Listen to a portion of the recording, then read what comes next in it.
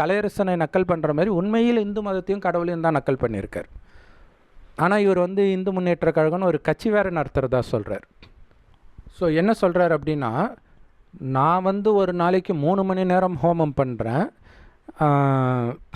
வாரம் முழுவதும் அன்னதானம் பண்ணுறேன், இலவச ஹாஸ்பிட்டல் வச்சுருக்கிறேன், இலவச கேம்ப் நடத்துகிறேன், இவ்வளவும் பண்ணுற எனக்கு நானே ஒரு தடவை கூட கடவுளை பார்த்ததில்ல. நீ திடீர்னு டாம் டூம்னு சொன்னோடனே காளி வந்து உன் முன்னாடி நின்றுட்டாளா அப்படின்னு கேட்குறாரு. ஆனால் இன்னொரு விஷயம் என்னென்னா, இவர் மனசில் இருக்கிறத டைரெக்டாக கேட்டுட்டார்.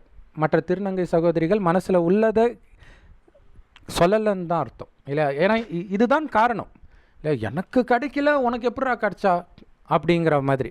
அப்போ எனக்கு கிடைக்கல அப்படின்னாலே நான் வந்து உன்னை விட சக்தி கம்மியானவன் அப்படிங்கிறத என்னால் ஏற்றுக்க முடியலன்னு. ஆனால் அதை பற்றிலாம் கவலைப்பட தேவையில்லை. கடவுள் சொல்லியிருக்காரு, ஏற்கனவே நம்ம வீடியோலையும் சொல்லியிருக்கிறோம்.